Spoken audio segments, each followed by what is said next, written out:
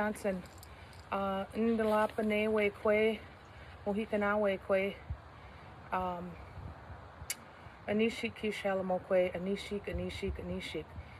Greetings, my name is Nicole Bowman. That's my English name. My spirit name is Wachiwaniu Kanewuk, accompanied by the 4 eagles, Flying Eagle Woman.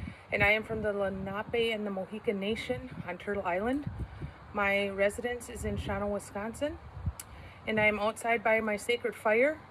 And today I will give a greeting and pray for our Mother Earth and to the directions and our medicines in the language. Anishik, Anishik, Anishik. Anishik ki shalamokwe, alamiliang yon kwai kishkwik, walk, michwakin, walam lissa walkin, walk, nialago matit walk, ni wikian. Anishik ki shalamokwe, alamiliang, kukana aki, our Mother Earth, walk, ki shoch, the sun, walk, ni pahum, the moon, walk along Wewok, the stars, walk Papatakwik, the thunders. Anishik ki shalamokwe, thank you, Creator. Elamiliang, for giving us Tindao walk mbi, the fires and the water. Back there is our river. Asinal walk Kashhung, Meetwalk walk Papa Walashik, for the stones and the wind and the trees and the flowers. Anishik ki shalamokwe, mi huskwa walk Wicha Pikil, for the grasses and the medicines. Anishik ki shalamokwe, elamiliang, thank you, Creator, for giving us Aweya Yasuk, walk Awala Shoshuk, for the animals and the birds, walk Namasak, walk Akochsak, for the fish and for the insects. Anishik ki shalamokwe, elamiliang, yon kwai kishkwik, kohamina, walk kamahomsina, for the grandmothers and the grandfathers, our rocks. Kukana, walk kokuna, for our mothers and our fathers. Anishik ki shalamokwe, alamiliang, yon kwai kishkwik, walk nicha nina, walk kachosimina, for our children and our friends, we thank you, Creator. Anishik ki shalamokwe, alamiliang, lapi anishik alamiliang, thank you again, Creator, for giving me yon kwai kishkwik walk, ni mubausa wakanam, for my whole life and for this day. And to the 7 directions I say, Anishik, Anishik, Anishik, Anishik, Anishik, Anishik, Anishik. Aho.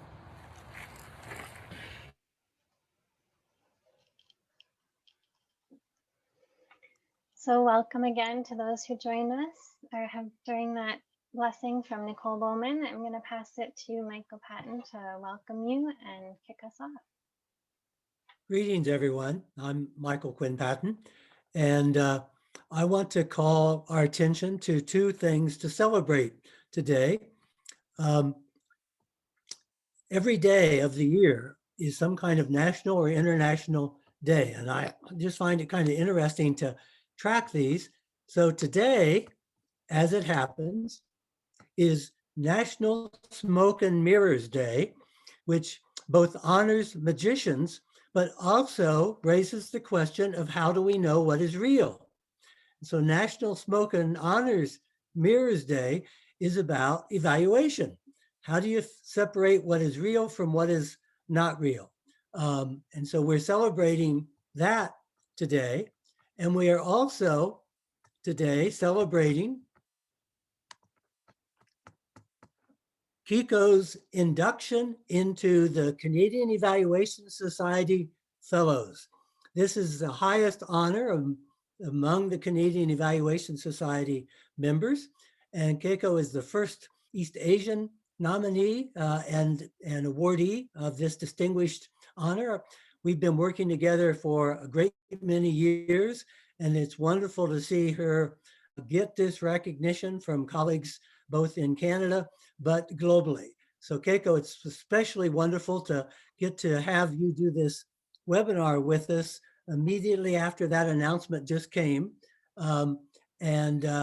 that gives us an extra opportunity to celebrate you and your work that we're going to hear about today. So thank you for being a part of this. Thank you all for joining us. We celebrate National Smoke and Mirrors Day, and we celebrate Keiko as a Canadian Evaluation Society Fellow. To you, Glenn. Oh, thank you, Michael. How wonderful. And what he didn't tell you, that he is the chairman grand potentate of the National Smoke and Mirrors Council. So that, of course, that's why he's bringing it up. All those years in leading evaluation has led to that distinguished honor for you, Michael. So thank you. But what an incredible day. So Keiko Kuji Shikatani, it is really an honor to have you here and your colleagues. We're joined also by Wendy Rowe, Megan Borner, Akumi Ozawa, and Akumi is actually in Japan. So thank you to Akumi and others in East Asia, and it's the middle of the night. So really just huge amount of outpouring of gratitude to join us on this very, very important call. So Keiko is going to walk us through navigating through the pandemic. And as Michael has said, in this pandemic, we are all developmental evaluators. So Keiko is going to give us a walk through what it means to actually adapt and navigate in this process. She joins us with 13 years as an education officer at the Ministry of Education in Toronto, Ontario, in Canada. And she's really a master at the art of integration, expert in qualitative research, policy analysis, strategic planning, and capacity building. And the thing that I find so magical about her work is rooted in this learning as we go, this adaptive thinking, adaptive learning, how we see the systems around us, the food systems, transportation, healthcare, biodiversity, education system. And in this time of the pandemic, it is revealed the shocks, the frailties, the gaps, the crevasses in these systems, but it's helping us recognize the need to learn how to see together the systems that we're in. So Keiko, congratulations on your great new honor and induction into the Canadian Evaluation Association as fellow. And with that, we turn it over to you to guide us through this webinar. Thank you, Michael, and Glenn, and Jermaine. I'm just speechless right now, and thank you for making me very nervous. I'm only kidding. Yes, Smoke and Mirrors Day, and look at my background, and I didn't even know you were going to bring it up, but here it is. You know, this is the view of the lake. North of you in Minnesota, in northwestern Ontario, and that's the view I was watching every time I go out there to help our Indigenous students. And so I thought, well, right now I can't go anywhere, but we'll just look at all these beautiful sceneries and screens.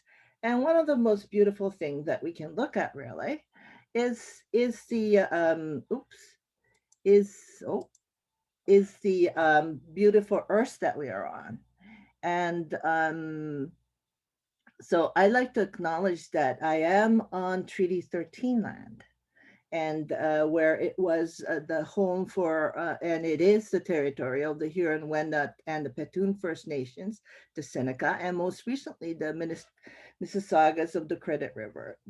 The dish was the subject of the Dish with One Spoon Wampum Belt Covenant, an agreement between the Iroquois Confederacy and the Confederacy of the Ojibwe and allied nation to peaceably share and care for the resources around the Great Lakes. And that's where we lived. And Toronto has been a sacred gathering place for many Indigenous people of the Turtle Islands. I wish to recognize the long history of the First Nations and Métis people in Ontario and show respect to the Mississaugas of the New Credit. Okay, so today's session will be hands-on. You won't be seeing me talking too much, hopefully. And I'd like to introduce a little bit about myself, but also please introduce yourself in the chat box. You should be able to find the chat box in the bottom side of your screen.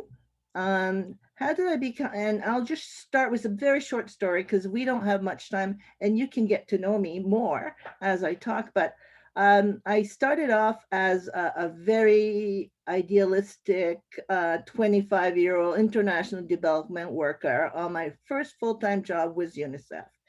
And I realized really quickly, I was going to tell you a long story, but I'm just going to make this short and say, hey, I realized that no, what I do and I can't do was just not going to cut it.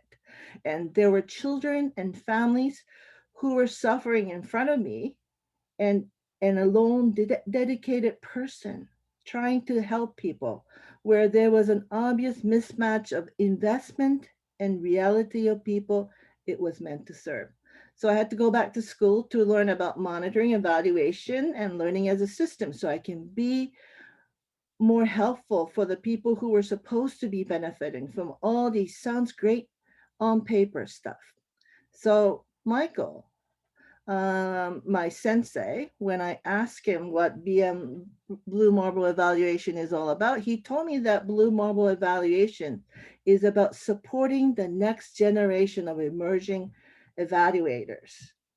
I knew I was in. So let me begin today in this first real-time, hands-on collaborative learning opportunity where we're going to practice what I have learned from my Indigenous friends about learning in learning circles. Unfortunately, I'm missing the best part of this, which is your physical presence, of me being able to feel you and know your presence with all my senses. But in this pandemic, we'll take this advance in technology and allow me to connect with my friends all over the blue marble, including Aki, who is also on the line, right? I know, I can see his face on the screen, with Ikumi, who are in the middle of the night. The sun is not shining on where they are right now. They're in the night, but the moon is friendly too. So hopefully we're going to be good. So so learning as you go, is a term that I use all the time, and it really is about facilitating principle-focused developmental evaluation. But I have intentionally used this term over a decade to work with social innovators, because when I start using those evaluation terms, people really get stuck on the lingo because they're very smart people, and they say, oh, what is that definition? And then the work doesn't really move. So when I start facilitating as a developmental blue marble evaluator, I just say, okay, so what the whole thing is about evaluation is that you got to know where you are to get to where you want to be. So where are you, and where is it that you really want to be? Not get to, but where do you want to be? The ideal situation. Well, not the ideal, but that's where we want to be. So if you look at the screen, you will see the Earth, but you will say, hey, I don't see my continent. Well, that's because you're probably looking at the Pacific Ocean. Well, I know it is, because that's the Earth that I've seen throughout my life when I was when I can fly between North America, where I am, and Japan. So where the context matters, right? For me, that's what the Earth looks like. Of course, I'm not that higher up in the sky, but you know what I mean. So we really need to know where we are to get to where we want to be. So, but what the great thing about it is, when you're embedding evaluative thinking, when you're working with the social innovators, when you're really focusing on learning as you go, they very quickly actually get all the evaluation concepts, and they're not going to be afraid to be thinking evaluatively, and they embed it in their work, and they do this without me most of the time. So that's really great, because the whole idea is not that I become a famous person. It's because it's so that the work would be going forward the way they want it to be. And all right, so as Blue Marble evaluators, our really goal is to, you see, the goal language stuck on my head. you probably use this and see these brilliant presenters talk about all kinds of neat stuff. But today, you're the one. You're going to be the one who's going to be sharing hands-on about what's going on. Yes, you are the Blue Marble evaluator. So Blue Marble evaluators obviously would have to have, if you're the evaluator, you would have to have the competencies. And these are the competencies that the Canadian Evaluation Society has. So there's two dates there, 2018 and 2010. So that's because it's been evolving as the profession's evolving. So I like you to make sure that you have them. And if you don't, continue learning. That's the whole thing. It's not a crime not to have them, but you need to know, be reflective. That's the beautiful light that I see. You reflect on yourself. The sun is shining on you, you're seeing your reflection. So if things are not going well with your evaluation practice, reflect on yourself. See what you can do with this. So so when Michael talks about what's being world savvy, he talks about these things, and really the context is important. Where are you? What are you doing? What are the people trying to do? Those are kind of things that are really important. And I think I'm going to continue with this. Keiko, I I just want met, to pause one moment. Did you want us to see your slides? Because you're not sharing your screen yet. oh, are you sure? I thought I was. Okay.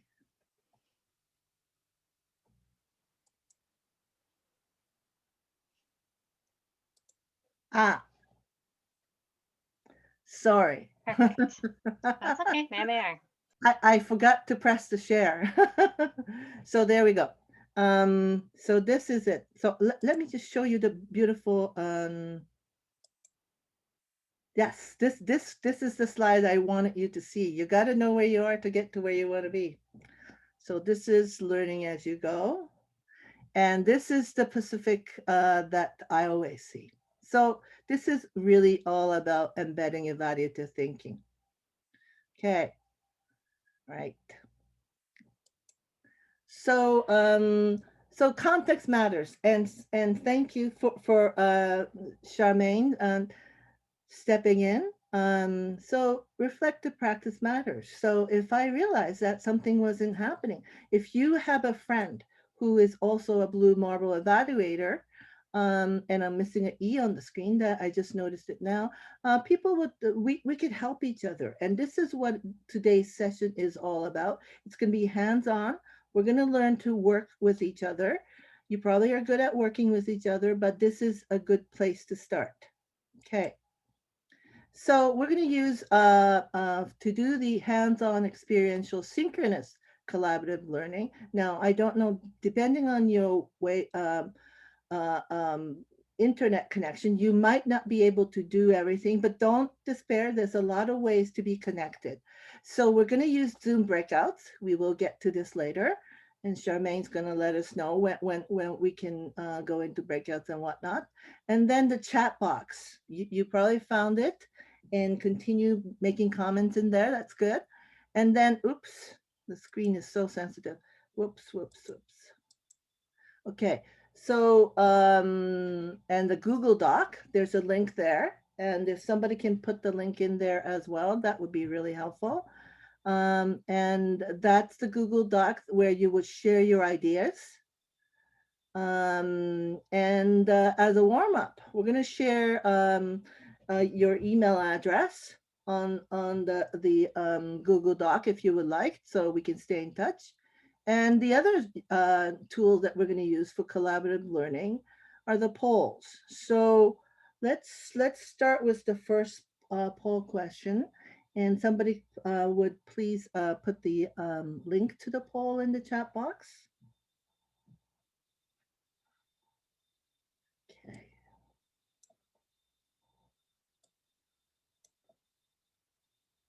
So as we're seeing everybody answer the chat box, this screen is so sensitive. We're going to listen to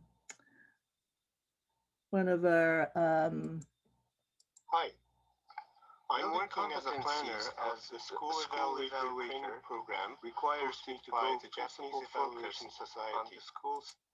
The society already operates a fundamental training program for professional evaluator, which aims at providing basic theories, knowledge, and skills of evaluation.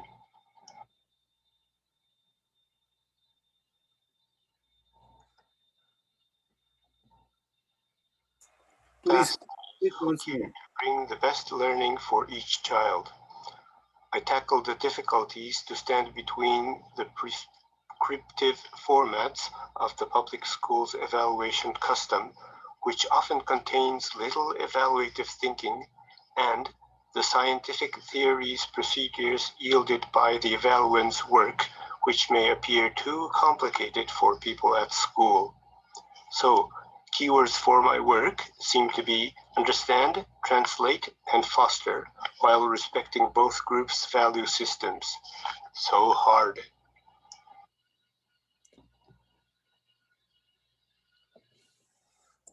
Thank you. Hi, Oops. I'm working as a planner of the. All right, so let's see what the poll says. Whoops.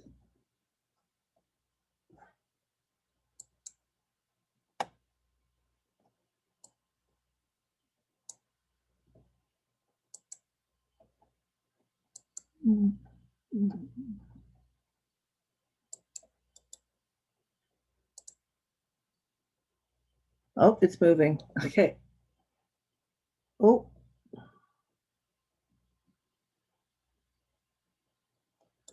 I'm afraid it's not showing.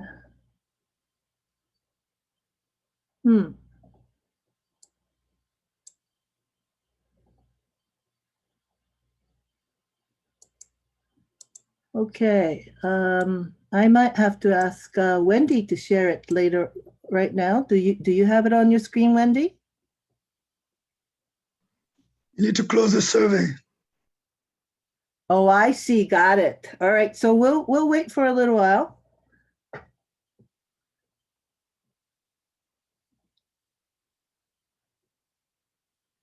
Okay, so as we wait, let me proceed. Maybe we can share the results later on. All right. So what are we learning in this pandemic? So we're learning that individuals matter. So as that poll was, we're waiting for people to vote on the poll, and then we can see who's in the room. But since we're still in process, we're going to be waiting for that. But the same thing goes with the pandemic. What did we find? We found that one person's actions going to have reverberating consequences for other people. Schools closed down, businesses closed down.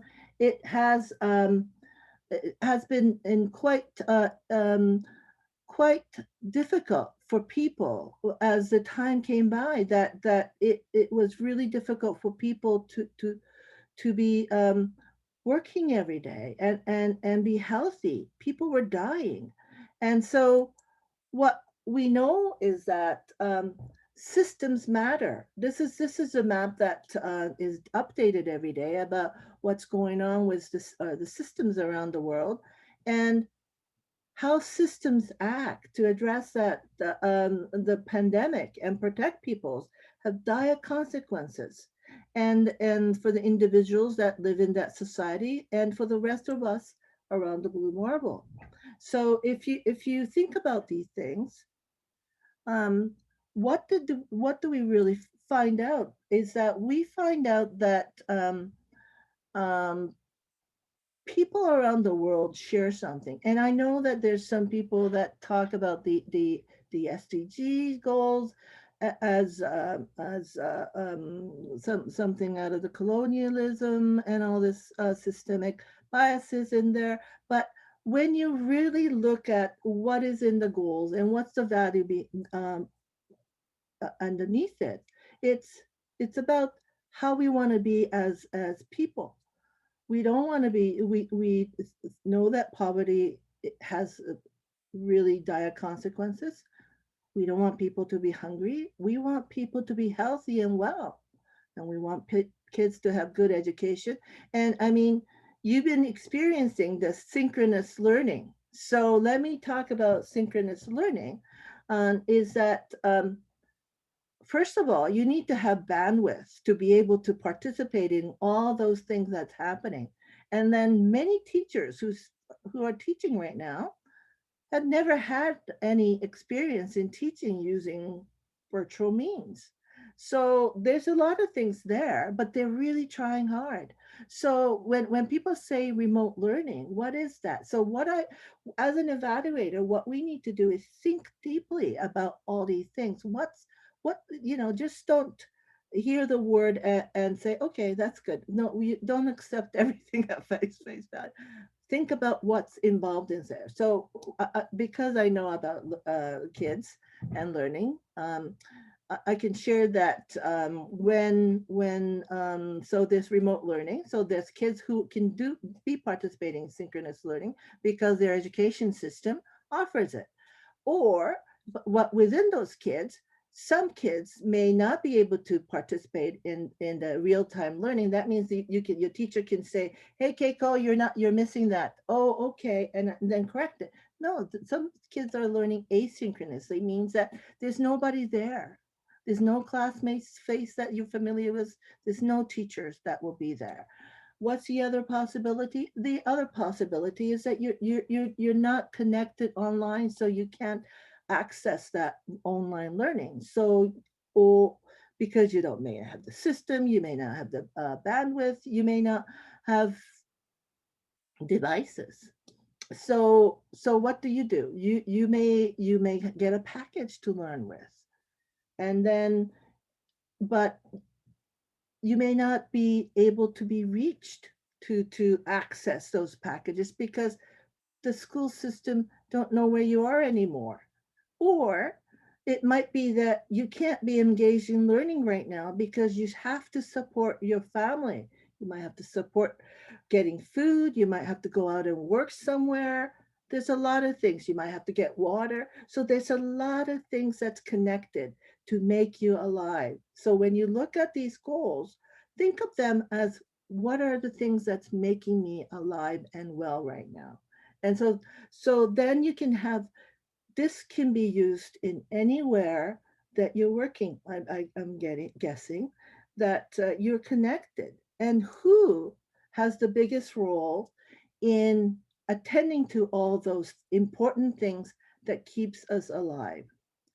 It's the public sectors in many countries. There are various levels of governments.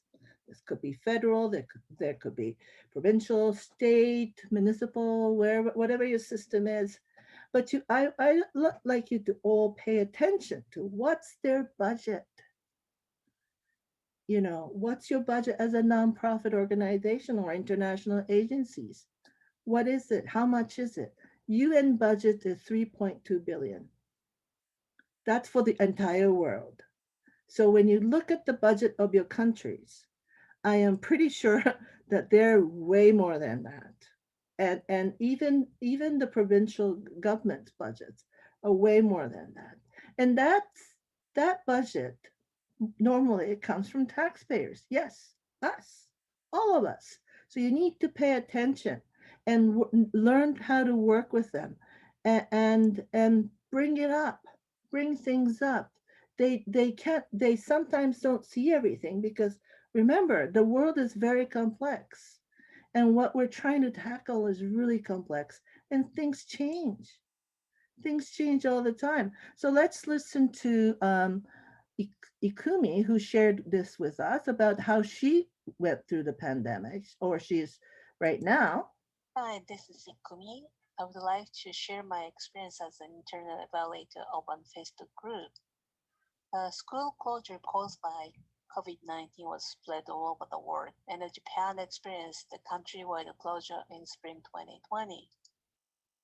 As for the higher education institution in Japan, the majority was not ready for rapid transition to remote teaching, and they were seeking how to continue education for students. And there's a one professor who founded a Facebook group to cope with that. Then the huge demand was there, but lack of manpower for operation because he was alone.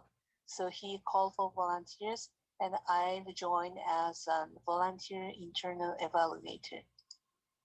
The first thing we have faced is the chaotic situation in the beginning. Over 10,000 members joined within a week, and there were about 12 moderators, but they needed support for decision making. So what I did for this group are mainly two. One is to facilitate the moderators meeting that discuss the following four things: where they want to go, whether if moderators' current works fits with the purpose of this group, what are the difficulties of moderators as well as group members are facing now, and what they can do to overcome the issues and prioritize the works. Then I visualize or the verbalize the above things for references like this, and that, like this. Then the summer comes, and we have discussed if we should continue this group in the autumn or not, because we see the number of posts or comments, reactions are decreasing day by day. But when we conducted the questionnaires, meeting with group members or the moderators meeting, participants say that they're facing the different challenges for their different challenges, and they need more help from the autumn too. So we have decided to continue this group from the autumn, but we clarified the current problem at that time and modified the group management to solve that. We concern mainly two things. One is that group situation has changed, so we changed the group mission slightly. And the second thing was sustainability of moderators' work, so we simplify their work. Now is the time for phase 3. We have discussed if we should continue this group from spring to or not. Again, very limited number of post comments, reactions are there. So we have again asked the members their opinion, and we have conducted the questionnaires, a live meeting, and so on. And the participants said they want to keep this group as it is, but we have doubted about as it is. So we inquired the silent majority needs by analyzing the top post contents or how many viewers are for them. And we intentionally posted the various types of contents and watched the reaction of the members. Then we found that the demands for this group still exist, and however, it is not the same as it was, as they said. So we reflected the findings on the new group mission, and we decided to continue this group from this spring too. Now the group is ready to welcome the academic year 2021. That's all I want to say. Thank you. Thank you, Hi, Kumi. this is Ikumi. Oops. Yeah, so systems are realizing that systems can pivot, adjust, and respond when they need and want to go. And I think this is actually surprising some systems people, because we always felt that, we're bureaucrats and things go slowly. But the thing that was really interesting is that when we are faced with the evidence, it's clear people are dying. People are really getting sick. We need to move. You can't get kids to school every day. You can't have people congregating in the offices. So it's when systems realize that there's an issue, they can move. So what is that for? What is that for evaluators? Actually, I can tell you as a public sector evaluator, we do receive lots of reports, right? I look at reports as well, and when the reports always say nice things, we don't know if there's any challenges. So really, the thing is if you don't know what it is, you just can't help. So the thing is, you don't know what you don't know. So as evaluators, in a system, it's always with internal evaluators, always really should have the tentacles open and say, okay, what's happening out there? What does this mean? What does this mean? And then people out there, external evaluators, need to show us what's going on. This is from Save the Children.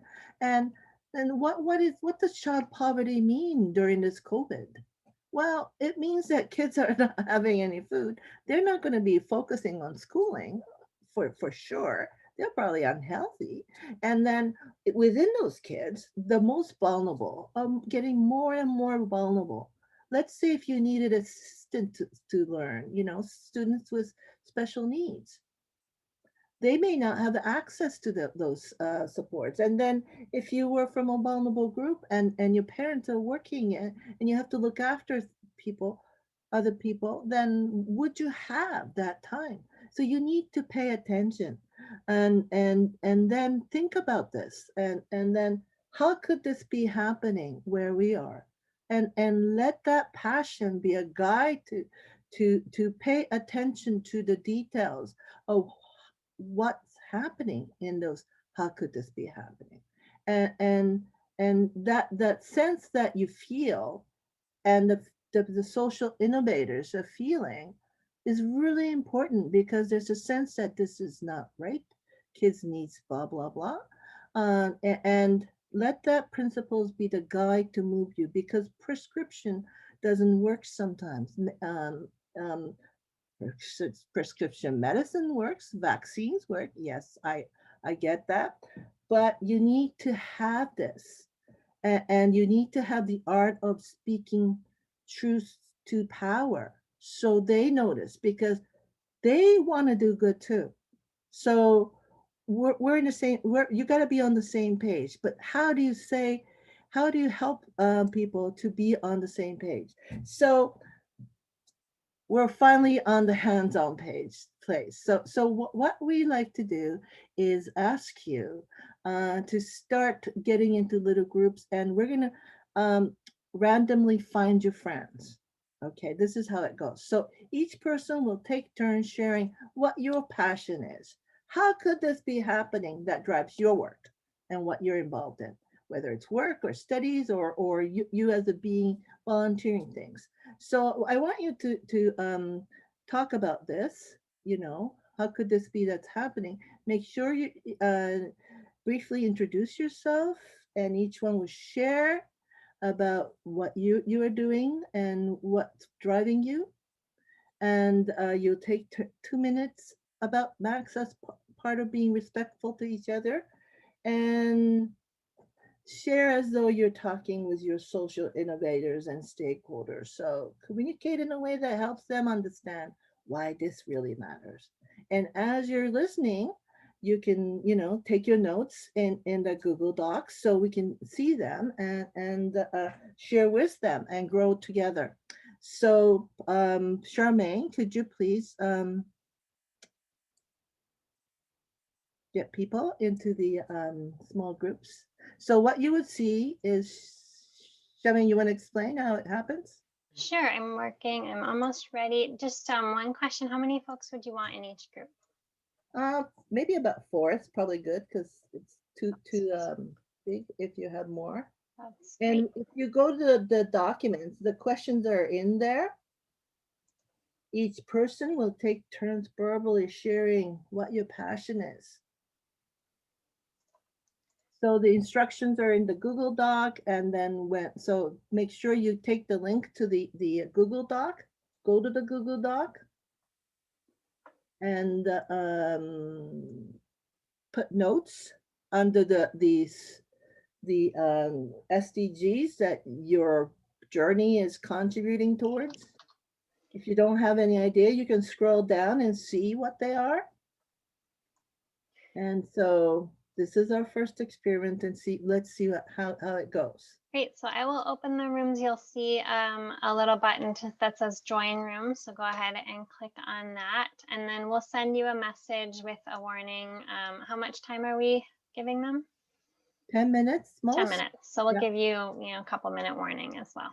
So off you go. I'll be here if you have any issues. So by trade, I am a public health professional, and I believe in using evaluation for effective interventions. And the context in which I work is community-based. That has always been my context, where my work is always guided by, ultimately guided by the communities in which I work alongside. So I'm going to begin firstly by speaking about evaluative thinking, because for me, that is ultimately kind of like the foundation of how I use evaluation in my work, I would say. And it's also to the understanding that you don't actually have to have a formal evaluation to be using evaluative thinking in your work every day, that we are always evaluating. So using critical thinking to think about, why am I doing what I'm doing? How am I developing my goals and my objectives? Do my activities line up? Does what I'm doing make sense? And so, like I said, that using this throughout the entire duration of your project, from developing your goals to your objectives, your outcomes, aligning your activities. How are you developing your reporting tools? Does it align with those things? And then, of course, the ongoing analysis of your data. And then thinking, okay, now that I have all this, do changes have to be made? Is something missing? What about your community partners? What are they thinking about everything? So yeah, using evaluative thinking as the base. So oftentimes within the context of developmental evaluation, of course, situations are complicated. There's lots going on and lots of systems at play that can make, and lots of realities at play that can make you work in an environment where you don't have all the answers and where there's often lots of uncertainty. So what I would say is, don't be afraid of that uncertainty. Whoops. Yes. So, okay.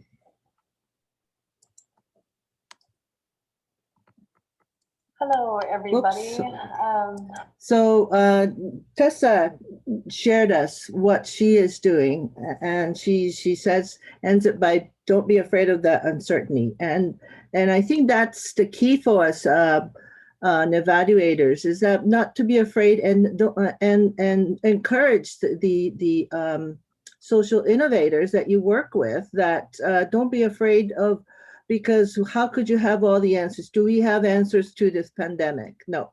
So what I'd like you to share with us, what did you notice in your first circle? Please note it in the chat box. And if you'd like to speak up, please show your hands, and then Charmaine will be able to unmute you so you can speak.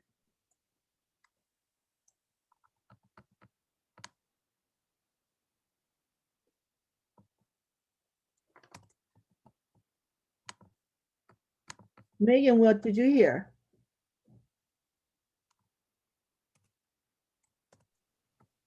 Yeah, I think in our group, we had an interesting conversation about the value of the SDGs, just as some of us put it, as boxes, as categories, or as almost ready-made concepts. And I think when you think about, don't be afraid of the uncertainty, I think we have some of those. We talked about how the SDGs also provide like a common set of a common description of standards internationally, globally, that everybody can then use in their language, although you might not agree with them, or you might not, you might feel them confining. It's a place to start. And I think when we say, don't be afraid of the uncertainty, I think for for quite a few people, and this goes back to, you know, the styles of learning and understanding that people have, they need to find the certainty in starting with some boxes. I think that the key, as we talked about this is in our group, that the key is that you can't remain confined by the boxes, and you have to bust out and find that creative thinking that you need in order to move out of the boxes and start integrating and breaking silos. Thank you. Yes. Yeah. Breaking out of silos is exactly what we're trying to do here. We're trying to connect. So when you look at the Sustainable Development Goals and the Blue Marble evaluation principles, you can see the connections here. You can see that we really need to work together and work on whatever that is the work that you're involved in. And there's nothing that's not connected with each other. Each SDGs have lots of targets and networks underneath it, but also if you are working on poverty or for example, hunger, how could you not be connected to people who are thinking about good health and well-being, or with education or gender equality, clean water, any of the things that's there? And we need to be that agent of change. We're the activist. We're the one that makes connections in our thinking. This is what you have here. This is the energy that you have. And sometimes it feels like you're against all kinds of different things and they're too big for you. But remember, it was people that made all those things. It's people that made these systems, that some of them are huge and very complicated. Most of them, I would say, is pretty complicated. And many people don't know how it works, even when you're inside. But if there's something wrong, it needs to change. So you really need to apply your whole thinking head in there, and but you don't know everything. You don't know what you don't know. So that's the key. So we need to work together. So I want you so the reason I'm introducing you all these people that's working in a learning as we go kind of approach is to let you know that, hey, you got to, we have to get together and we have to work together. So let me introduce you to Chika, who's working with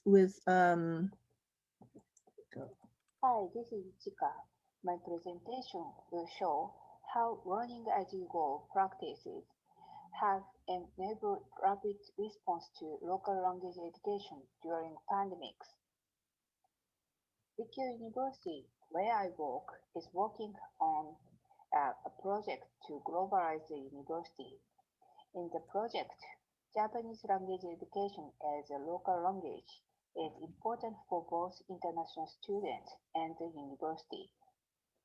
In many aspects, such as grades, scholarships, and future careers, international students will use Japanese to survive.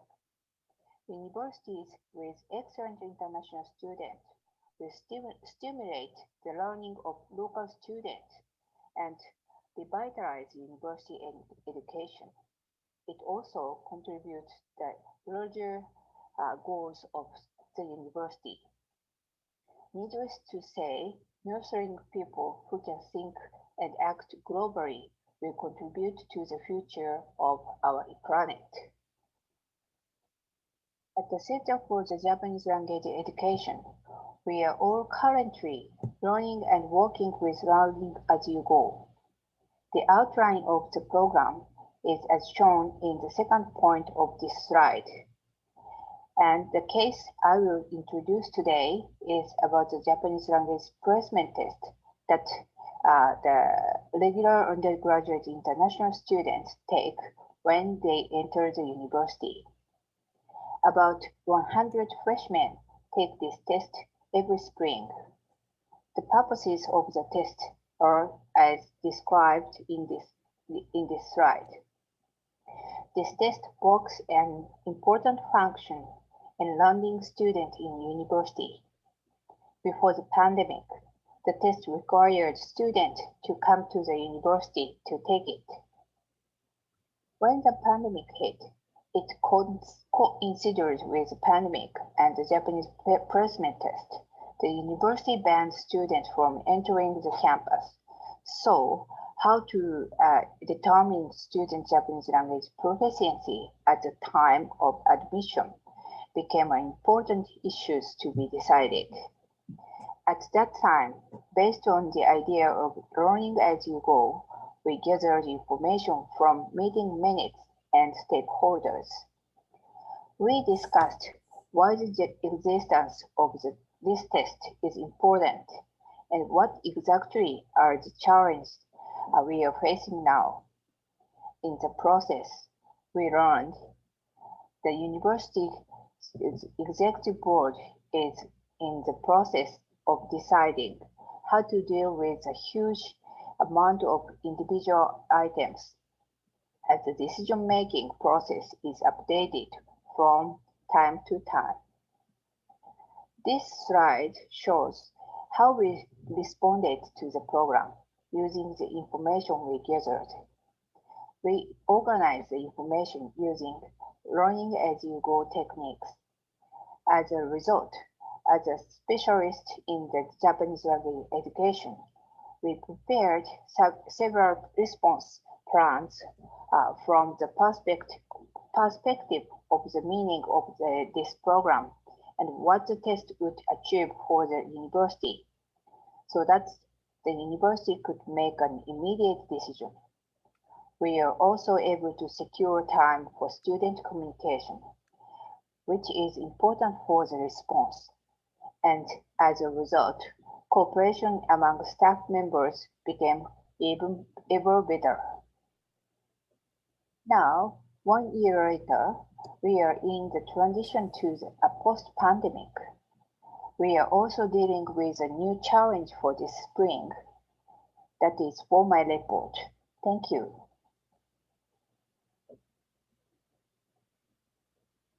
Thank you, Chika. So what I wanted to emphasize here is that you gotta pay attention to the opportunity that is presented in front of you. So it's very complex. You gotta zoom in and out. So you have to pay attention to the individual. Yes, because if things are not happening at the individual level, you can see this student in front of University of Toronto where I went. And so that's the city down there, that's the province. And here is our Earth. So you gotta go in and out. So you gotta know that it's working or not working and what's the issue to make things better for the individual and how does the system need to respond. And if you have a niche interest or expertise in an area, then we need to share that together, because without that information, we can't move forward and work together. So in the next discussion, hands-on discussion, I want you to think about what do people need to in your work. What do people at the ground level, closest to the beneficiary, need to know to do their work better? And what do people at the different levels, what do they need to know so they can continue to adapt and support that journey's path? So we don't have that many minutes, but let's try it one more time. This is the last time we're going to be in small circles. So let's go into a small circle. Let's the instructions, because it disappears. I know the screens disappear when you go into small sessions. Make sure you have the link to the Google Doc document where all the instructions are in. And let's go back to your friends that you met this time and discuss. Please explore.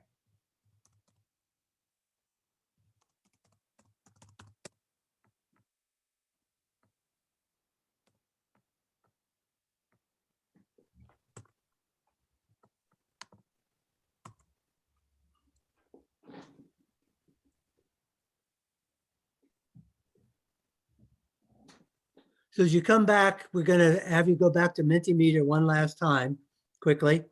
Put in the code 49479176.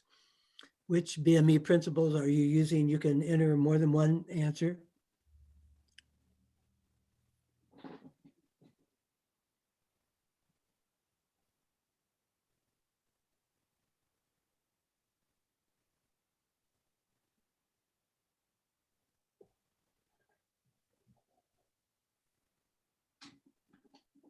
Oh, there we're getting some more.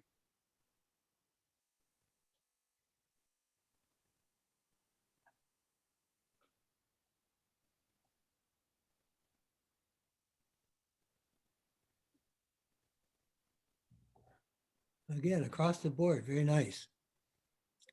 A lot of global thinking, evaluation is intervention.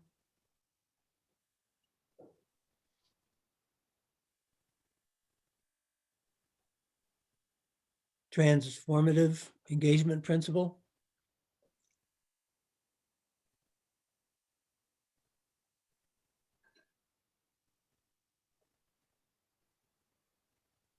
Yeah, across the board.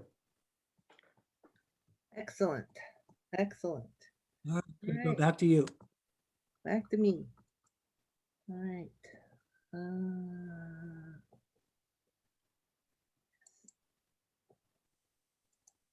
Okay. So I like to share one more.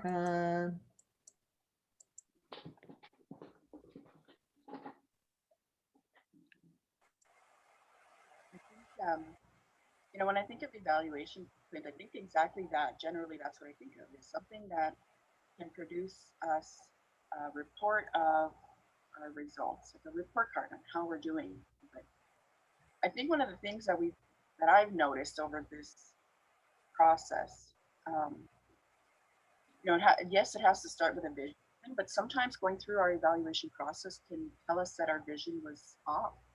Like, I know for us in SAGMA, I think we had this concept of, you know, that there was going to be a law developed, right? Our education law, and we're going to move towards this. And as we had more conversation and, you know, I get stuck on the data. Like I always, I feel like data is going to tell us what we need, but sometimes it doesn't. And it's not, it was actually the narrative. It was the conversation that we had with people. It was that negotiation of what was occurring, and taking into account other people's perspectives of what was occurring and what happened, that kind of helped us develop a common understanding of what we thought we were doing and what we needed to be doing, and how sometimes that needs to be reevaluated or changed. I always feel like the data is the most important piece, but I really feel like the lesson I learned in a lot of this is that narrative has a powerful piece to play. And I struggle because it's not easy to roll up narratives. It's not easy to take people's stories and have a nice, short, little, concise report that we can share with people. But we can't deny the power of that narrative. It really helps redirect, I guess, and help people bring people to a common understanding of what the vision and direction needs to be.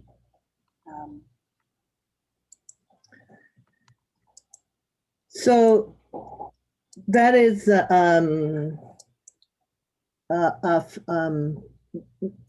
a practitioner that I'm working with in the First Nations with School Collective, and that's my passion work, not my day job. So I volunteer and work with my friend Leslie White-Eye on that. So as we were, this is our last hands-on, and this is a big discussion, big group discussion, and so how are you going to be navigating through this pandemic and beyond as Blue Marble evaluators? So what stakeholders would you need to strengthen your collaboration with so that your journey will contribute to the transformation that you want to see?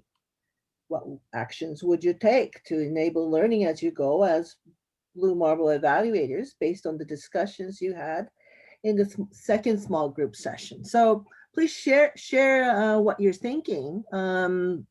verbally, raise your hand and discuss, share your thinking, note in the Google Doc, comment on the chat box, share your email address, and let's continue learning together. So anybody like to talk first?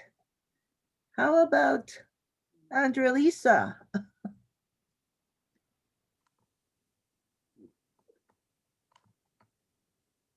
You there? Hi. Okay.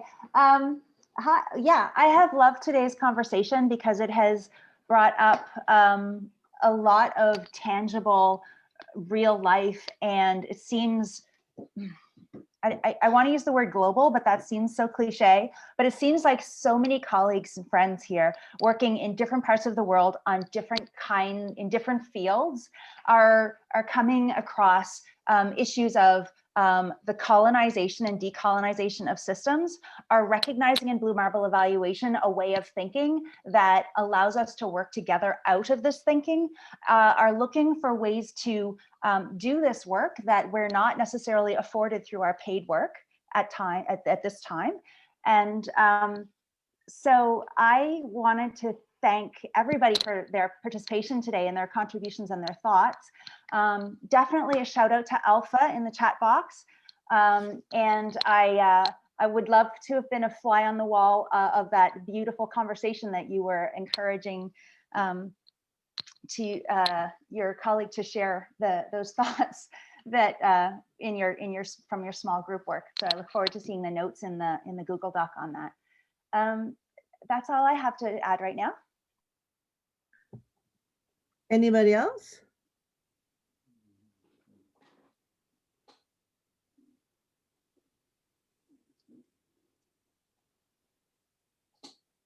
Okay, so before we move over, no, before we I guess we're really shy, but I hope in time we'll be strong and talk to each other. So I just want to introduce another Blue Marble evaluator who just finished her PhD, and we're very proud of her because she's going to change education in Greenland. And shout out goes to Midlarak, who came to shadow me because Michael sent her to me, and I'm very thankful to get to know her. And Aki, who's showing over there, and I worked with her. And right now, there's another student that wants to go and learn something. So we're going to be connected. And Wendy, you want to say a last word there before we pass it over to Michael? No? I clicked on the wrong. I just, it's wonderful to see so many participants in this seminar on Blue Marble thinking. And of course, it's the next iteration of developmental work. And I see this as a new generation of evaluation work that is adaptive, flexible, globally minded, and leads to improvement and change as opposed to just measurement. So thank you for everybody's participation. Thank you. Over to you, Michael. So we want to thank you all for joining us. We're scheduled to end now, right, Charmaine? We are, yes. All right. So this has stimulated some more possibilities for webinars. Keiko and I have been talking about doing a webinar about various cross-cultural perspectives on developmental evaluation. So you can look for that. Keiko and your team, thank you so much for navigating us through what this means and what it looks like. These challenges are continuing. We're in a new normal, post-normal, and going to have lots of opportunities, for better or worse, to apply this kind of thinking to our work and to our lives. Thank you for offering this perspective, for all of you for participating. And what have we got coming up next, Charmaine? I just posted in the chat, we've got our next webinar will be April 23rd And it's not up on the website yet. We're just nailing down the details, but check back if you're on our email list. You'll be notified. You can follow us on Twitter. We'll post there. It'll be great. It's on decolonizing systems mapping. It's our latest work stream on our transformation systems mapping and analysis work group. And that'll also be the 1-year anniversary of that group. So hope to see you all there. And yeah, we have lots more coming down the pike for the rest of the year. So we love your ideas. I'll send out an email to everyone who registered with the recording and a survey, and just want to keep you involved. So please stay in touch. Onjarama. So congratulations, Keiko, on your CES award. And Thank you very much. happy Smoke and Mirrors Day to everyone. Happy Smoke and Mirrors Day. Go out and do some reality. Thank you. Thank you, Keiko. Thank you, everyone.